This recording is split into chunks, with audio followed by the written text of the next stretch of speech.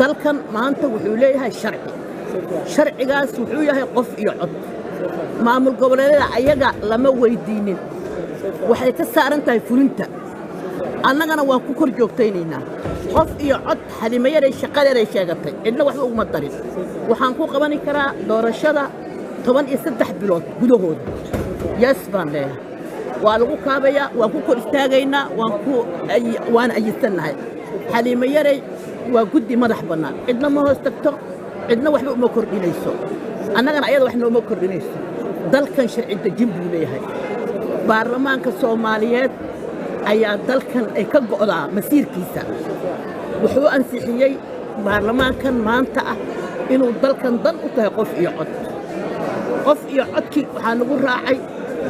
asagoo wax kasta xeerinahay madaxweynaha jamhuuriyadda federaalka Soomaaliya laba maalmood baa u maray inuu haystay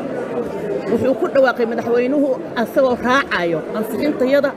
inuu yiri dalka wuxuu aaday qof iyo cod madaxna meel ka sareeyo lama salaaxo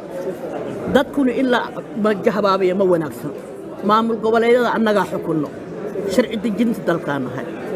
madaxweynihii federaalka saxiixay sharcigaas maxaa bedeli karo waa waxba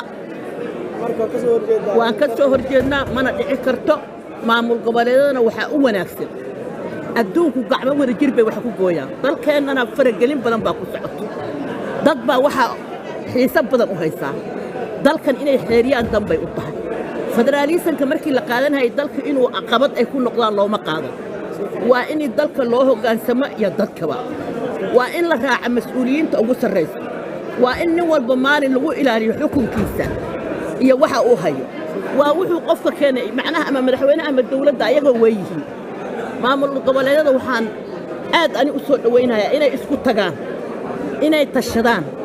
inay u tashadaan dalkan inaa horumar la gaarsiiyo in looga dambeeyo dawladda lagu raaca dawladda waxay ayaga marka ay dhaliil u adkaan ay dhaan halkaa laga toosiyo markay loo arkay iyaga isku tagay oo gobol uu fidiyay madaxweynaha galmudug way tageen maanta madaxweynihii jamhuuriyadda federaalka Soomaaliya ra'iisul wasaarihi ayay dhan hanoo imaado wax laga xishoodo miyaysan ahayn taa ayadoo la sameeyay baa lagu raacsan yahay si dalkan aana dhibaato loogu horseed shirkaas Dhuusamareeb iyo gobosha ay isugu yimaadeen madaxda maamul goboleedyadu waa shir muhiim ah loona baahnaa inuu qabsoomo waqtigan ama waqti ka horeeya labadaba wuxuu aan qabaa inuu ku soo kordhin karo arrinta doorashooyinka Soomaaliya ee la saadaalinayo wuxuu ku soo kordhin karaa in la dabaqo laguna dul shaqeeyo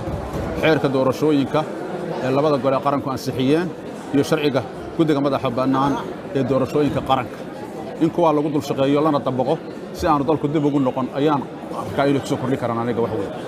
khilaafka muddada u dhaxeeya qaar ka mid ah maamul goboleedyada iyo dawladda dhexe heshiis ma laga gaari karaa si weyn baa looga gaari karaa haa sababtoo dadka Soomaaliyeed hadday isu tagaan wada hadlaan madaxda Soomaaliyeed inay heshiiyaan xal gaaraan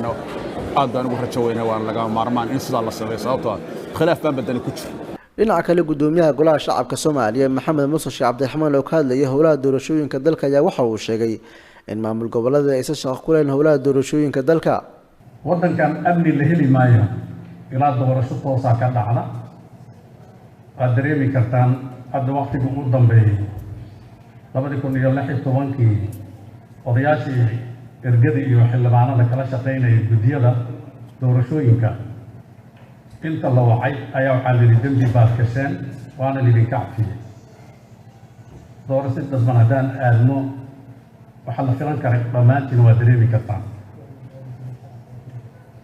qodobka kale ugu muhiimsan waxaasi oo dhan ka muhiimsan xilliga doorashada dadban 2016 la aadayay waddankan sharci doorasho ma lahayn waddanka hadda wuxuu leeyahay sharci doorasho oo baarlamaanka ansixiyey madaxweynaha uu saxiixay meel ay ku qoran tahay doorasho dadban in la aadayo ma jirto